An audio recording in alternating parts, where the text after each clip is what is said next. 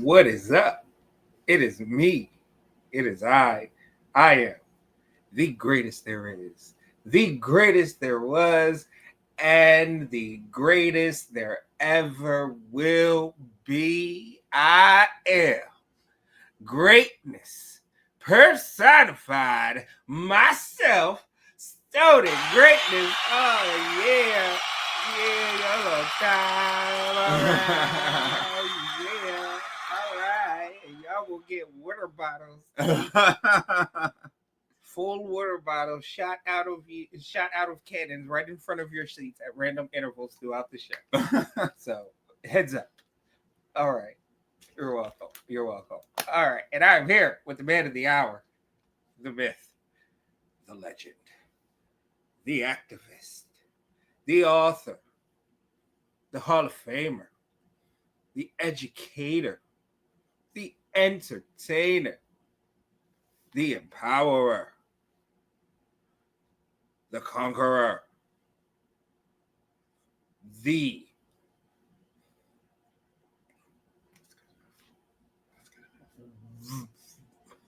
vivacious virtuoso of your velveteen fantasies. Oh, wow. Yes. Okay. Show some respect and bend the knee because they come from all across the world to see. The man who wears the crown that hangs 2 inches from the ground. He is your king. He is my king. He is King Kevyn.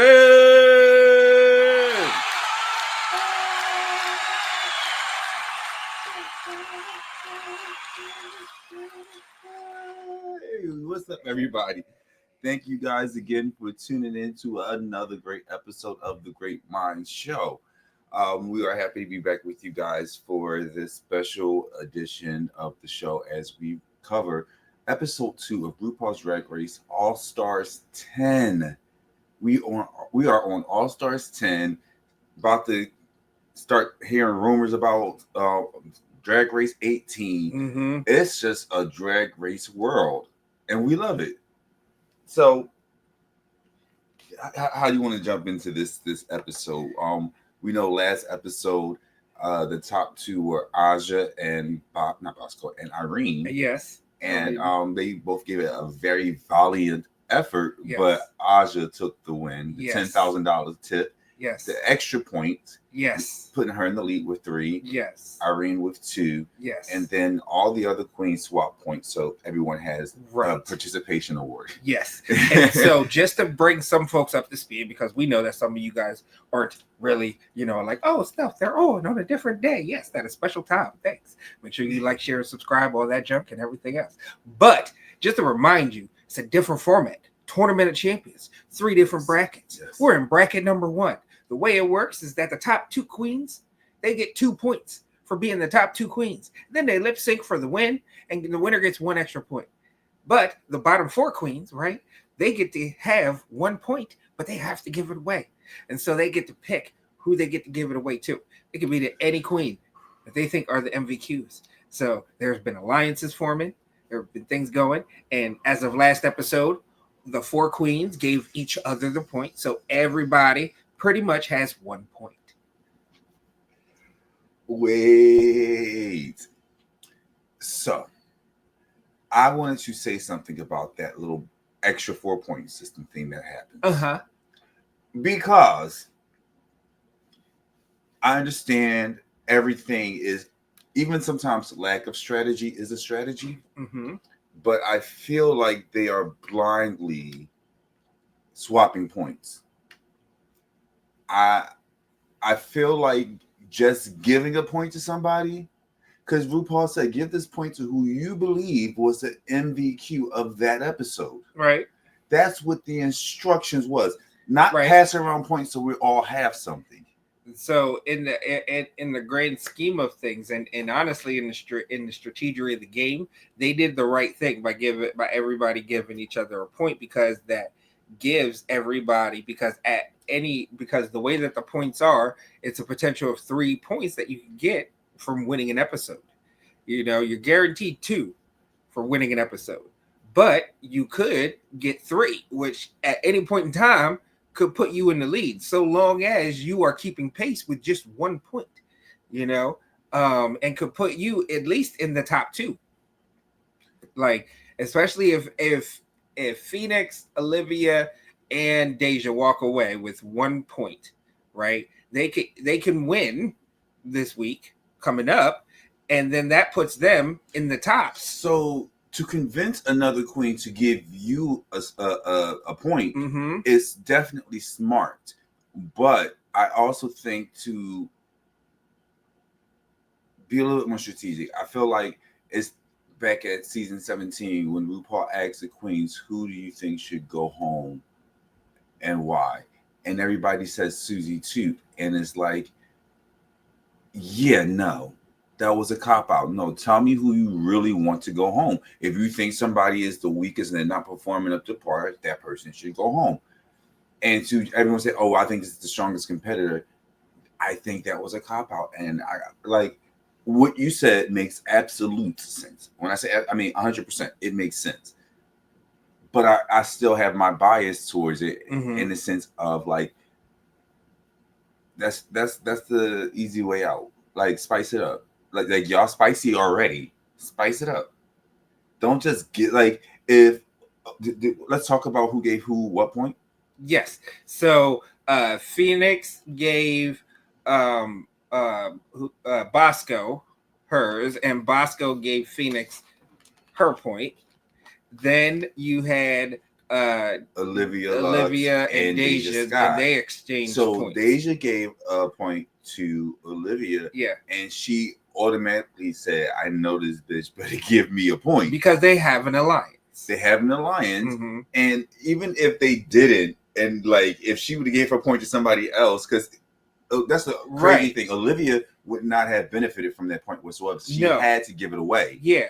But to not give it to Deja would have been crazy. Yes, it would have been absolute crazy, and it would have been honestly bad for Olivia in the grand scheme of things, because you're giving someone else that much leg up. So the best thing that I could do is to minimize as much damage to me and my chances, which is making sure that the people at the top don't win. As much as I got an alliance, and Olivia has an alliance with Deja Sky as well as Aja, because they're both in the house of Miyake Mugler, in the ballroom scene outside of Drag Race. So they have an alliance, and then at the very beginning of this episode, they kind of formed a tri-alliance and stuff like that as well amongst themselves. But it would be in her best interest to. But could you imagine? Because you're doing more damage by giving Aja a point, because you're pushing her further ahead of you. Right. And at the end of the day, I need to make it to the top 3. The best case scenario for me to make it to the top 3 is to keep Aja where she's at and bring Deja Sky where I'm at. Right. Now, do you feel like at this point it's almost point? There are only 3 episodes. You only get 3 opportunities to prove that you can make it to the semifinals. We're reviewing episode 2 now. There's one more episode. I feel like after seeing this episode for bracket 1, you see who the front runners are and you see who the filler is. The fillers are giving us a good show, but you realize that they're just because the front runners are killing it. Yes. So much that you guys don't have a leg in this game. Thank you for entertaining us, but you really don't have a leg. Welcome back. It's so good to see you again. Good to see you again. And every situation, it's like the people at the cookout where it's like, "Hey, how you doing?" But you don't really hang out with them. Right. You know where the real party is. You say hi to everybody, but they off on the side. I haven't seen you in so long. I know. Right. Okay. Bye. And probably have the most to talk about because you have not seen them. But they're just not loud. No, I don't want to talk to them. Yeah. So, I just think to be Deja, if Deja was that last person to get a point and did not, just out of shade or spite or whatever, just to spice things up, I would really be in my feelings about not receiving a point. Everybody got a point, and I could have had a point. There was nothing that I had to do, honestly, to get it, and I still didn't get a point. But no, she got a point from Olivia Lux, and so now everyone has a little bit of a leg in the game. Not much, really not much. But like you said, this episode could stack up for them to where they could actually gain more points if they win. Yes. So let's get into this episode. Yes. And we're not going to talk about the mini challenge. Irene won. Yes, Irene won the mini challenge. She won some money. It was of no consequence to the maxi challenge at all. So there you have it for folks that are like, "Oh, you talk about the mini challenge?" That's why. So now into the maxi challenge. This week's maxi challenge was an improv sketch. Little thing called Murder on the Dance Floor. And it's centered around a pair of twins. One of them got married on their bachelorette, little booze cruise type of thing. And there were all types of crazy characters all around. And so they got a chance to divvy up the roles, which was very easy and amicable because everybody pretty much got the role that they wanted and everything. So, let me say and this week's special guest judge was Coleman Domingo, who is local here to Philly. Yeah, and is awesome. He was one of the chairs at the Met Gala recently that just happened. So kudos to him and everything on a successful Met Gala and stuff. He had on a nice little thing going on. But he's always been known for fashion. Like, he always dresses. Yeah. So he was an okay judge too. Yes, he was fine and fair, and it was good for Acting Challenge to have Coleman Domingo. Yeah. So far, and I guess it's because it's the premiere episodes, or because it's All Stars 10.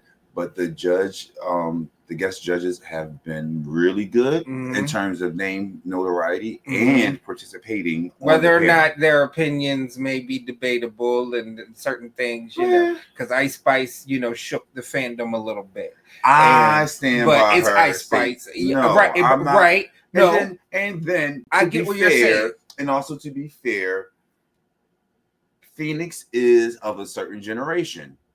Ice Spice is of a different generation, maybe two under her. Yes. So, and like in that respect, you there's going to be a disconnect anyway. Like young kids don't know the magnitude of Diana Ross. They know of Diana Ross, but they give more respect to Tracy Ellis Ross. Right, like because she's the more famous Ross. Yeah, and then it's like no, well, not the more famous, but she's the most notable. For the younger generation, yes.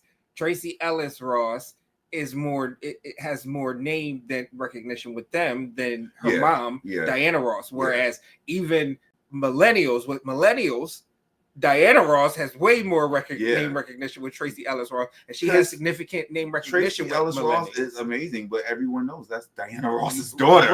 Right, and so I get that. I get that whole disconnect there with Phoenix and everything. But it was also Ice Spice, which is and big celebrity. And at the same time, Ice Spice wasn't wrong either. Right. Yeah. Feel how you want to feel. Yeah, to the level of notoriety that they're bringing with the guest judges. Yeah. Starting it off with Ice Spice, who is up there. Taylor Swift's best friend. And then you got Coleman Domingo, who also is, top award nominated actor, and everything. One of the hottest actors out there. He also voiced Norman Osborn on Spider-Man, a neighborhood friendly Spider-Man, which is, I'm a big Spider-Man fan.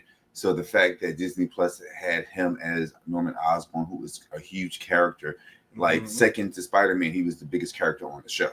So he had a very huge prominent role in that, and I'm expecting that we're going to see more from him in Marvel. Right. So this Coleman Domingo really is that dude. Yeah, he is definitely on the hot, trail, on the hot actor trail, and has a rocket on him. So the improv challenge, murder on the dance floor, and so Aja. Wait.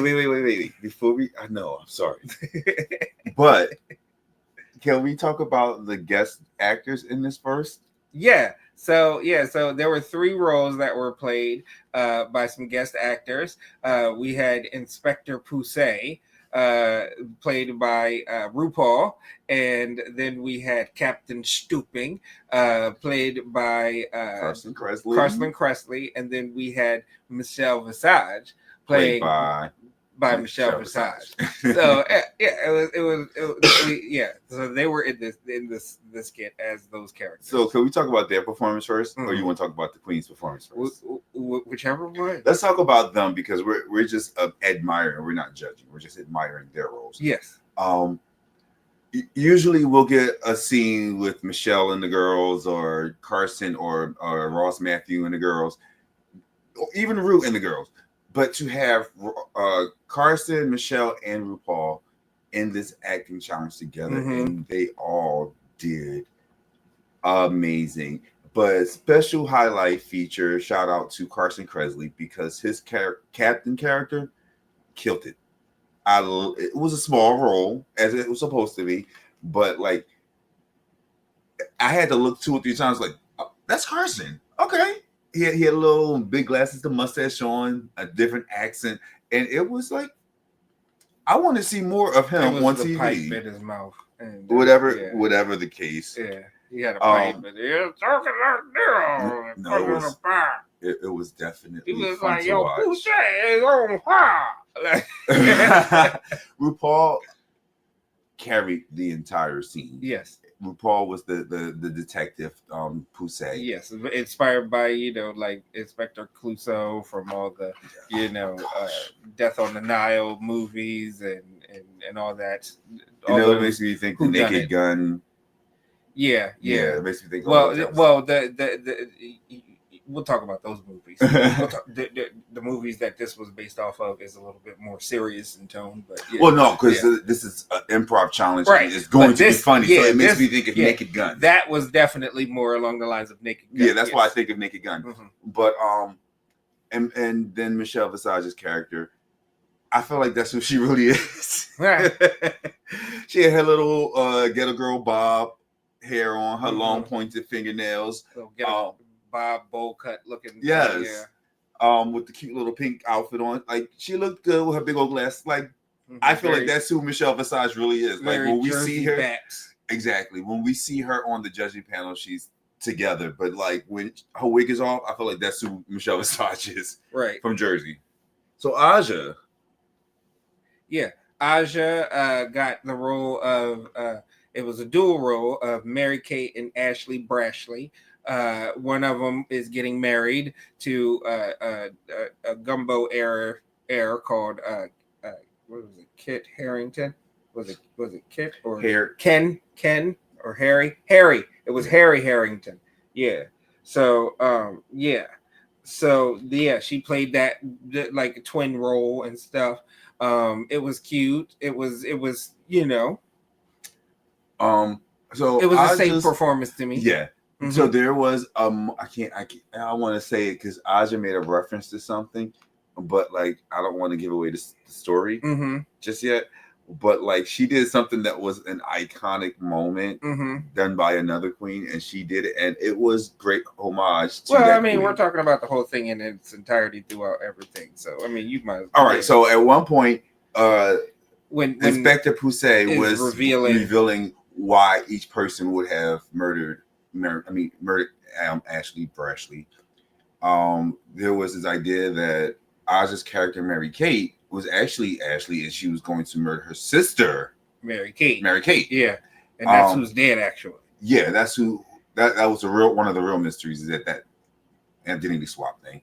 But then Inspector Pousse said, "Well, if you're really Mary Kate, then eat this red herring, which pulled out a fish, because Ashley has an allergy to red herring and stuff, and like allergic to it. And so she goes, get that herring away from my face. I can't do it like they do it. But the fact that she did it, she didn't have. She was like, get that fish away from my face. Like, yeah.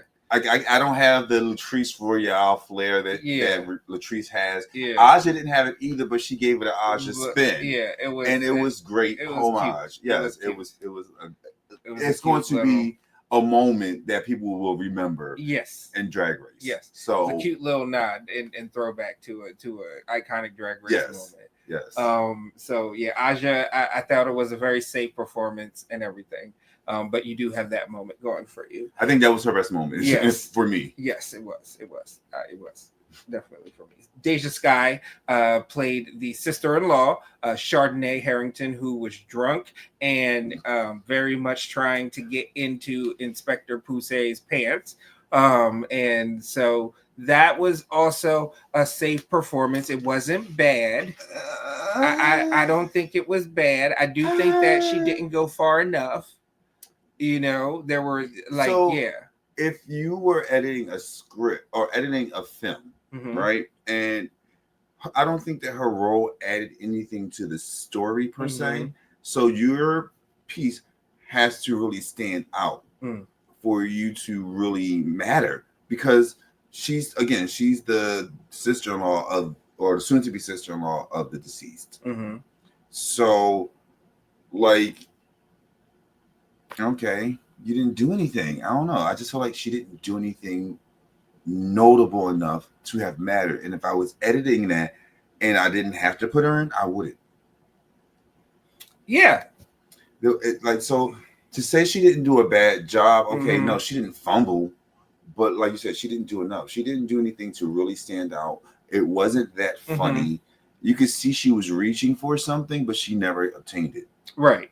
I agree. I thought that there were certain moments where it could have went funny, but she didn't go far enough, her defense, she slightly missed because she didn't want to, make Ru feel uncomfortable. But in her defense, it's an improv, and Ru knows the game when it comes to acting. And you honestly, go with improv, it and everything. Like, improv, you always say yes. Yeah, let's improv real quick.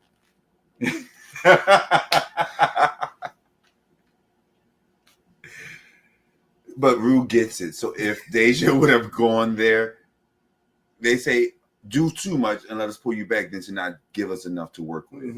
And she didn't give us enough. And it's crazy because she did. You got what she was trying to say. I wouldn't say it wasn't enough. It was like water. Yeah.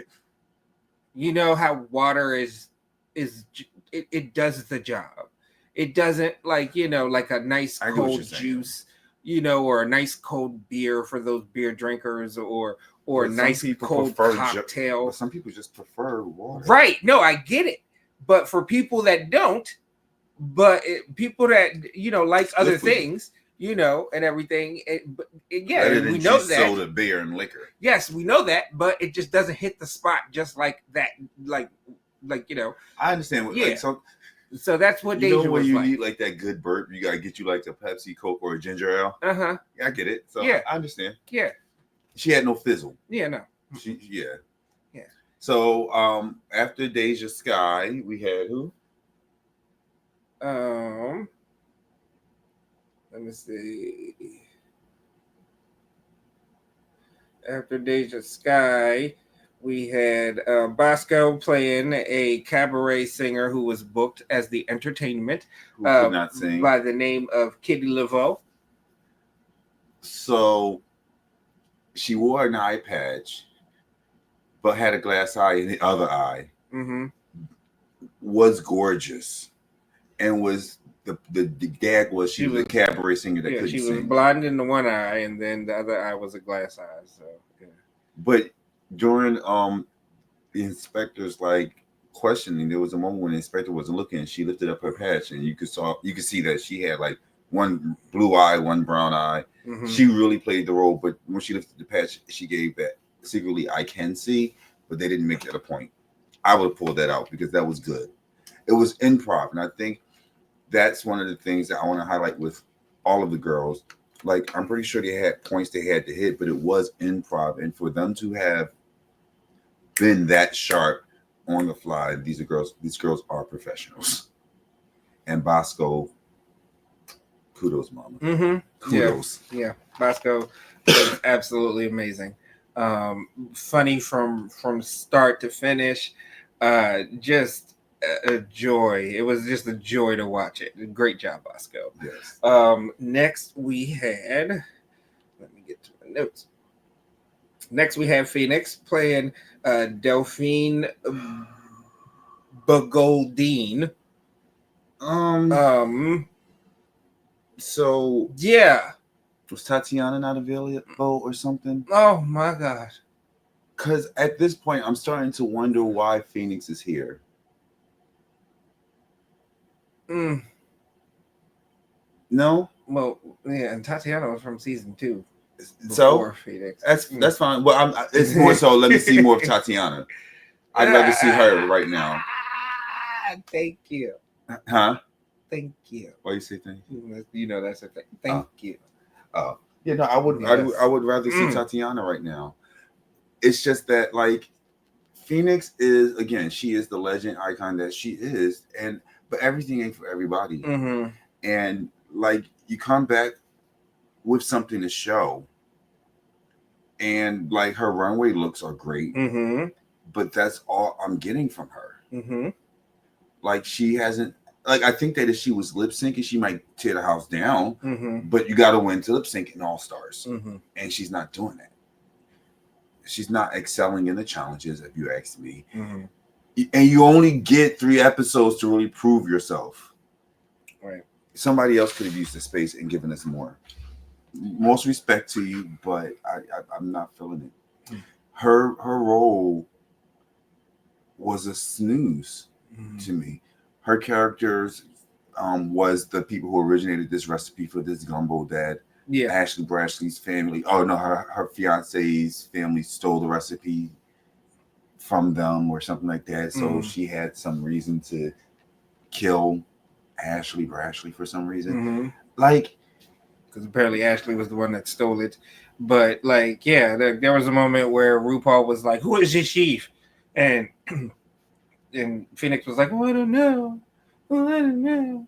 Oh, right, I thought it was Ashley." Like, it was very anticlimactic, and you could have volleyed back with them, gave them the same accent back, but like, I don't know who this is. So, like, recently during Philly Black Gay Pride, our staff boy Roscoe had the privilege and honor to speak at City Hall for the raising of the Black Pride flag. Did amazing, by the way. Did amazing. Before he did his speech, he wrote his speech. He bounced it off people, whatever like that. Stoney was one of those people, and Stoney mentioned something about highs and lows, giving people the story and letting people connect. And Phoenix didn't do that. It was just a monotone performance the whole way through, and that just was a snooze fest to me. That's how I feel. She did not give us any highs or lows, and I also wanted to give Roscoe that shout out because he really did do a great job. Yay, we love you, fat boy. Yeah. So, yeah, exactly. I don't disagree. All right. Next, we had My superstar, Olivia. not my superstar. Was it Olivia next? Yeah, wow. Olivia Lux as Madame Buffon. And she was the long lost mother of the twins who ran away to the circus, where she became a fortune teller. Yeah, fortune teller. Yeah. Yeah, who can't tell fortune or anything. So that was the whole gimmick there. I would say that the thing with Olivia, that the narrative that is obviously being told by her explicitly is that every single critique that I got back on my season, I'm going to apply here. This is my opportunity to show them that I can do everything that they critique me on. But I was too nice. Well, I'm gonna be a bitch. Which we will talk about that. Oh, I'm always playing cutesy, nice little. Well, I'm gonna play an old grizzled lady, like, and then I'm gonna play her really, really grizzled, and really, really sad and very slavish. Like, I'm waiting to see where you're going with this. It wasn't. I want to say that it's. I think that she's going the wrong way. Like, it's one thing to swim like upstream in order to get to a place, but it's another way to do it, like, and do it efficiently, like, because you're not going to be able to swim all the way upstream. You're going to have to come off at a certain point, right, because it gets too rocky and you're not going to be able to get up that way, so you got to go off and then come around and then get back in and then Yeah. go back. Like, you know what I mean? Go get back on land where you're comfortable for a little bit in order to get to a point, and then just try to swim upstream a little bit to prove that you can. You know what I mean? You don't have to every single week devote yourself to addressing every single critique from your last go Yes, round. no, only because you only get 3 episodes to really prove yourself. But at the end of the day, you don't want to do. She's doing it all willy nilly, and I feel like she's splattering paint over something. Whereas instead of taking your paintbrush, right, and enhancing where certain things should be, you know what I mean, and everything So, with the criticism. Let's also be real about Olivia Lux. Mhm. She is a look queen. She is gorgeous. She can dance and she can sing. Her acting is good.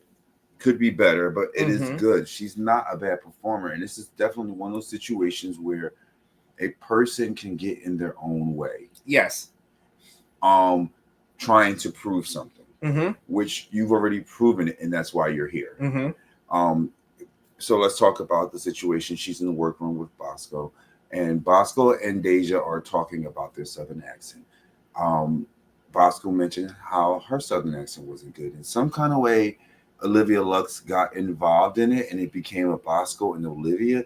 And Olivia, and I understand it's Philin, felt that she didn't speak up enough for herself in the past. On her past episode, that she was more of a pushover or so something. She felt like, no, this isn't going to keep going, so I'm going to do something about it. I'm speaking up, and it came off so unnecessary to like, ew, girl, it's not a good look.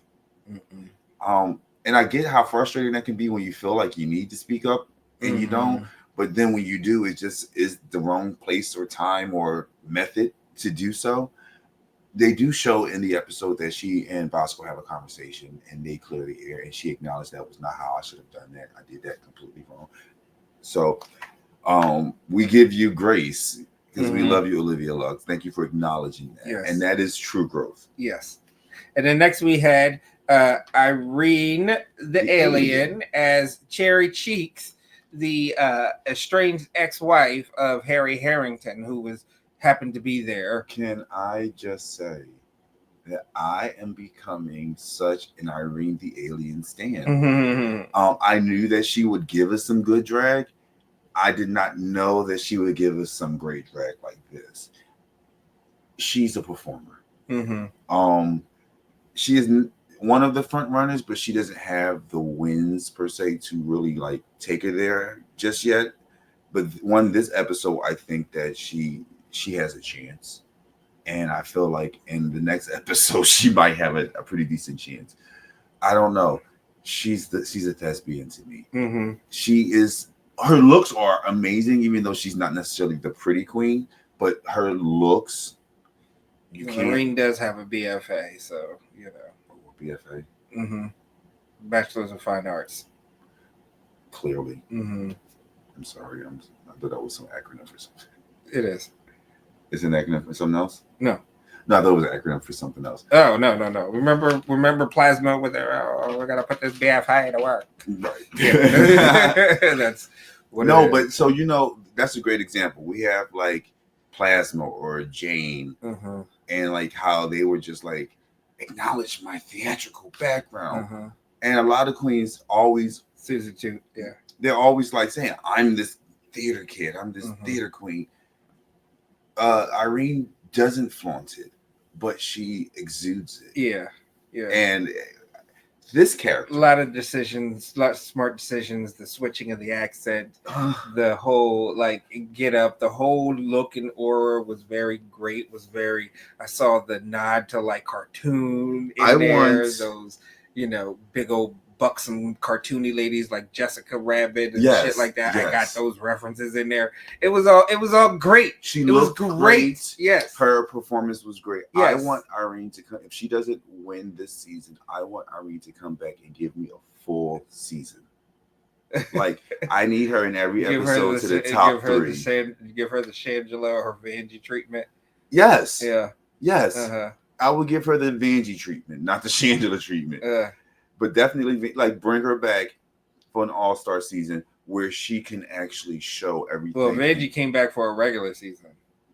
Well, no, I want her for All-Star season. Uh-huh. That's the only difference. I And don't want Vanjie came back for the All-Star season. Yeah, I need her for the All-Star. Just all right, give her the Lydia treatment. The very next All-Star season, put Irene back on because if she doesn't win, right? Yeah, if she doesn't win, because and that's the difficult thing is this still is just bracket number 1, and we don't know what the other brackets are going to give us. And I expect it to be amazing. We have a bunch of heavy hitters. Like this is probably to me the lightest bracket. Yes. When it comes to the amount of heavy hitters that we have coming up in these other brackets. I think in this first episode, the heavy hitters of this bracket shows you who they were. Yeah.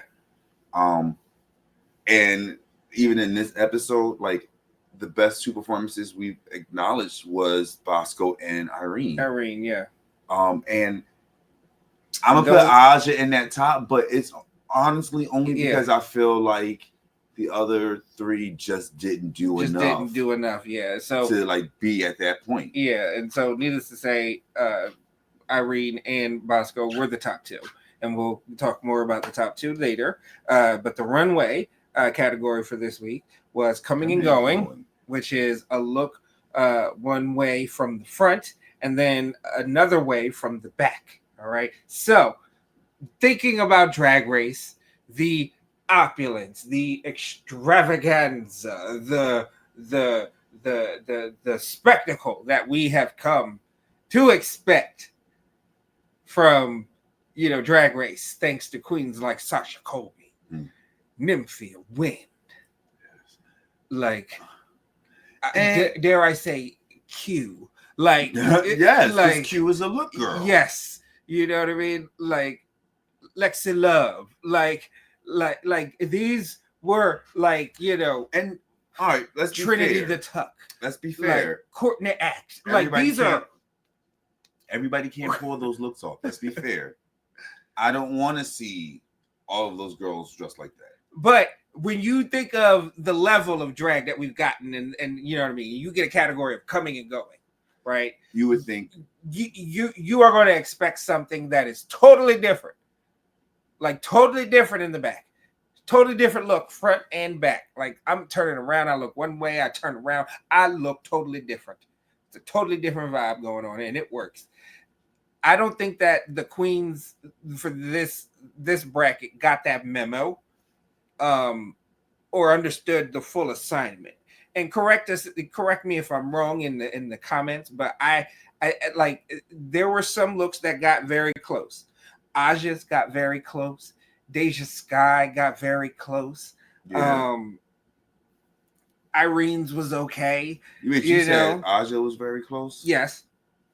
The closest, if you actually. Yeah. To it actually looking, coming and going. Like, all right, Bosco, we love Bosco. Her look was amazing. It wasn't the category. Right. And it was very safe. Like, no disrespect to Bosco. Bosco's look was fucking phenomenal. Like you cannot go wrong with Elvira, and then you turn it red. And my gosh! But she came out in a cinched in my pants already casket. She had a cinched coffin. Yes, that she came out in cinched like waist. Yes, you know what I mean. Like coffin head waist. Like it was sexy and it was befitting, and it was Elvira. And then turned around, and then it was red Elvira. But then when she turned around, it was like, it's just the rest of the front. Yeah. and so it was very disappointing. It was like, I'm not gonna give you like Yeah. But it's not. It's like Great, like okay. Great look, but not the category. No. Not the category. I'm sorry, it's a chop. Sorry. Yes. It's a chop. Yes. I love it. But it's a chop for me because it's not, it's not coming and going. Olivia Lux, she had on a beautiful black gown, hair done up. Yeah. Very Lady Sings the Blues, Ella Fitzgerald, back in the day. She even had a microphone, and the microphone stand turned into a wire that was woven into the dress. Beautiful. And then when she turned around, it was like all white flowers, but that was it. was just flowers on the back of a dress. And I get it. The back was all white and flowery, so like it was different than the front. Than the front, which was black. No. No. It wasn't. No. It was a complete look, right. But it wasn't coming and going, giving two different looks. Like, right. It all tied together extremely beautiful. Yeah. Phoenix almost, but it just wasn't. It wasn't cohesive enough. Like there was, I think that she could have done certain things to that garment to make it look more cohesive and actually one garment instead of it being, silver on one side and gold on the other side with some shit hanging off. But that's what it looked like. The idea for Phoenix was like what a sunny day in the front, like stormy in the front, in the front, like stormy in the front, sunny in the back. But it was stormy in the front and it looked great in the front. But when she turned around, it just looked like shit was hanging off in the back. Like, and the only thing that was kind of cool was how the dress color, palette changed in the front, like seamlessly. I would give her that. It was pretty seamlessly to gold and where the gold color palette. It was a great dress was in the back. It was, but it just wasn't. It just seemed clunky to me, clunky and not cohesive and. So as far as me, I would say Aja, Deja. I like Deja's because it was fans in the front and it was pastel. She got back to her pastel color palette and then turned around, beautiful flower on the back.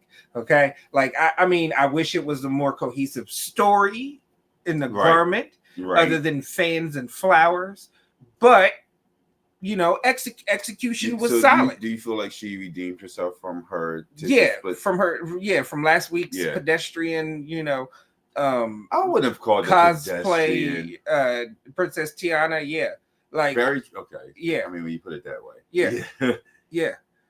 Okay. So this was definitely an upgrade for Deja. That's why to me she was one of my top runway looks. I liked Aja's, I liked Irene's, and I liked Deja's. Yes, I said it. I liked Aja's runway look. Yeah. I'm going to say Aja, Irene, and honestly, I liked Phoenix look better. Yeah. I like it was a cohesive look to me. It was a story in the front and in the back. It tied together, but it was definitely something coming and something going. The thing that everybody claims I have with Aja, that I certainly have with Candy Muse. The thing that everybody claims that I have with Aja is what you have with Deja Sky. Like you just, yeah. I don't think it's the same. I don't dislike Deja at all. I don't think she makes some of the best choices for her drag, but that's her drag, her aesthetic, and I don't get it. And it's okay that I don't get it, and it's okay that she does it. Again, the reason why I don't jive with Aja was because I genuinely felt like she was bullying Valentina for no reason. For no reason? Yeah. Did you watch like the entire history of Valentina? Yeah.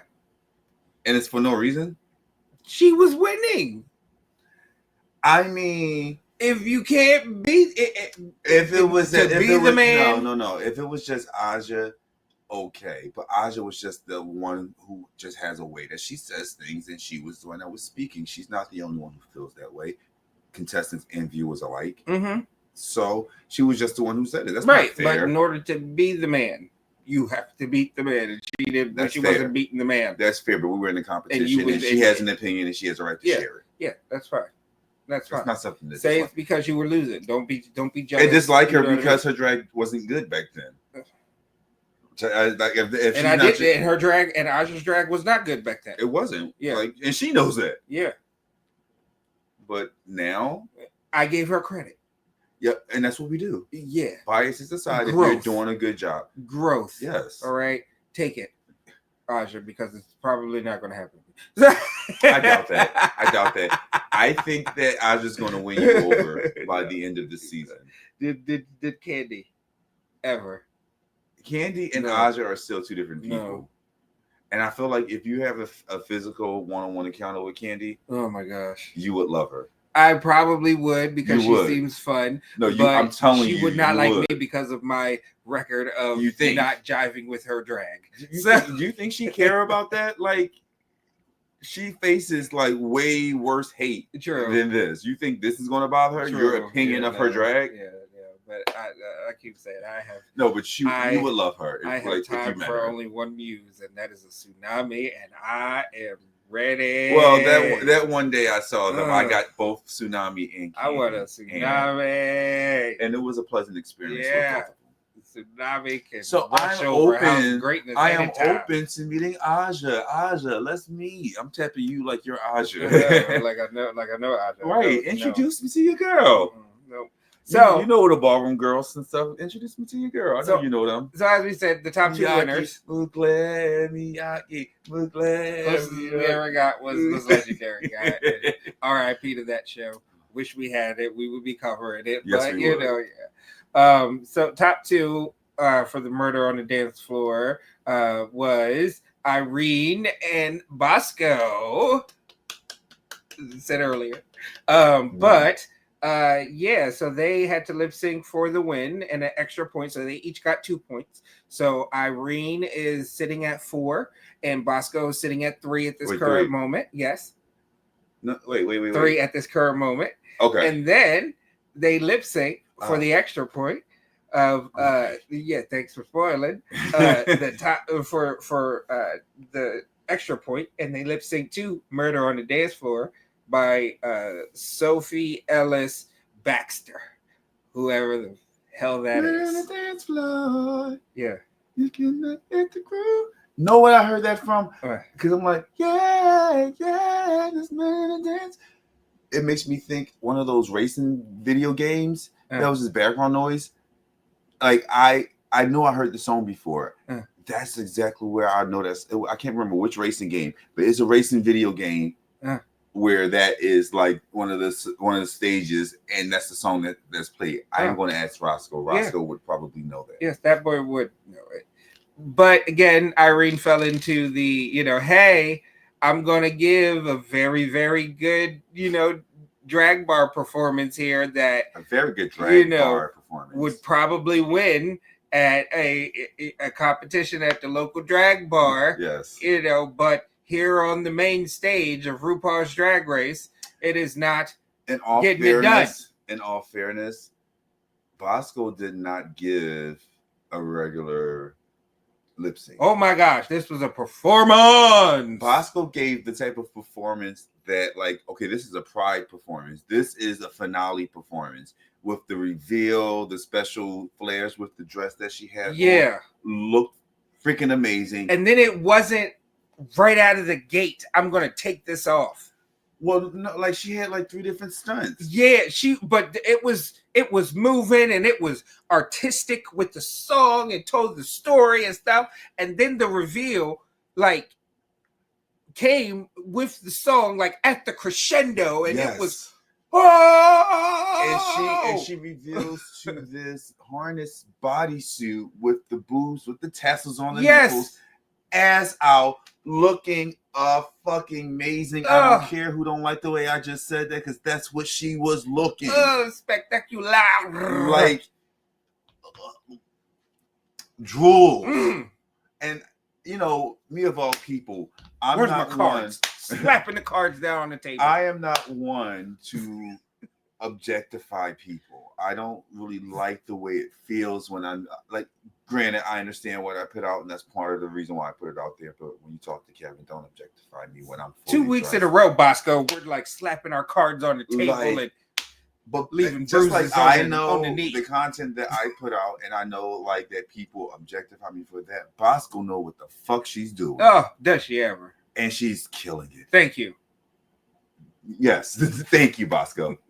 Thank you, because it's entertaining and it's titillating all at the same time. Yes. So let us know down in the comments. Yeah. Let us know down in the comments if you think Bosco won. Let us know who you thought your best runways were.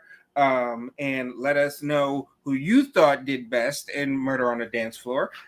We'll be watching the comments we'll be interacting and giving our 2 cents as well.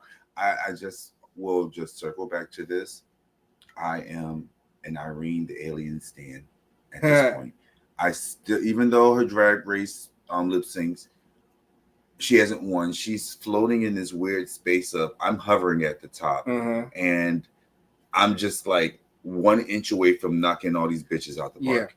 She's not there yet, but she's like right there. So we'll see, because next week they it's a makeover challenge. Yes, makeover challenge, and they're going to be making over female basketball players.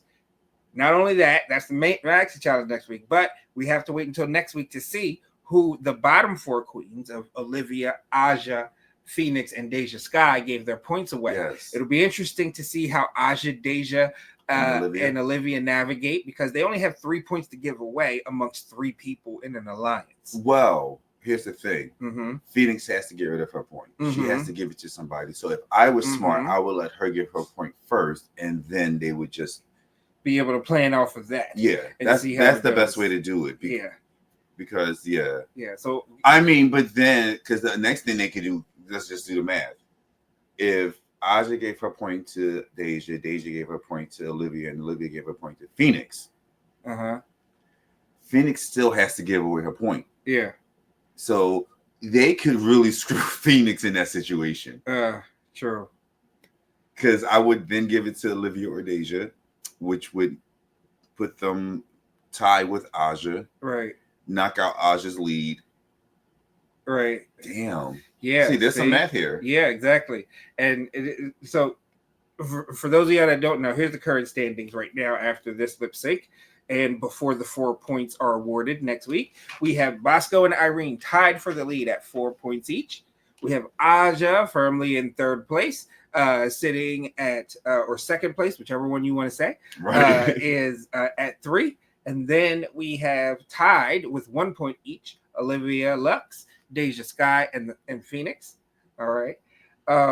Let us know what your brackets rankings are.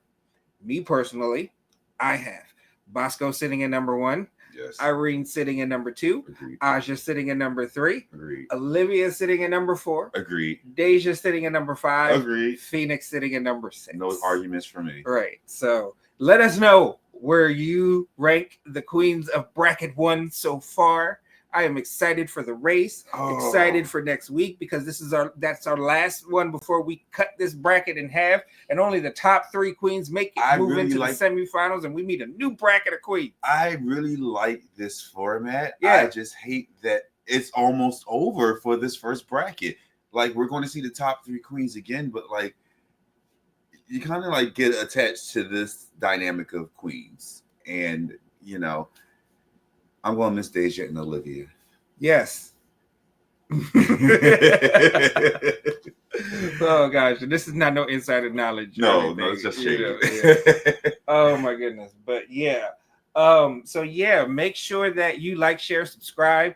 All right, share this out so that other folks can join in on the conversation. Let us know who your queens are. Let us know who you thought did the best, who the best runway was in the comments. If you agree, disagree, whatever. All right, and yeah, just let us know. You want to say something to the people before we go? Do I want to say something to the people? Sure, why the hell not? Thank you for watching. God bless you. Good night. Wait, I gotta hit the stop.